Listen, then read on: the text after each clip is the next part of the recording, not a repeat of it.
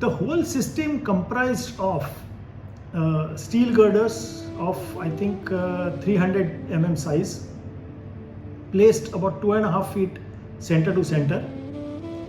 Stone slabs of about 8 or 9 inches were smartly tucked into the web of the steel girders, and the entire slab was made out of lime concrete.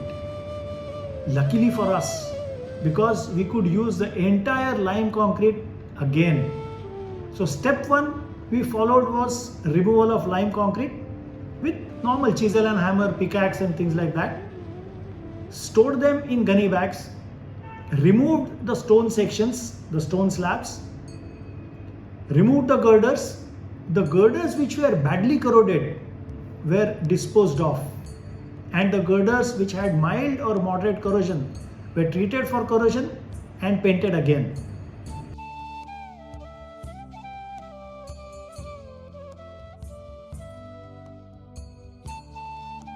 The disposed of sections of steel girders were replaced with new steel girders.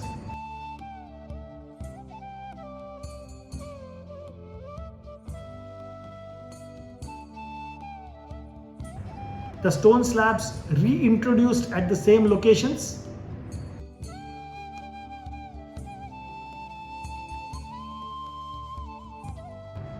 Shrinkage reinforcement was provided in the entire slab, and complete, I mean 100% lime concrete was reused on the entire slab.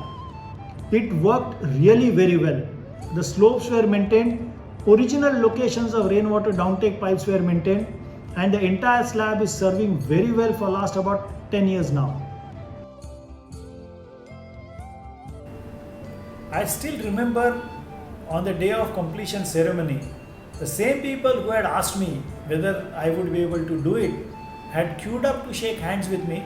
Many of them congratulated and said, "You have given our heritage back to the people of Morbi."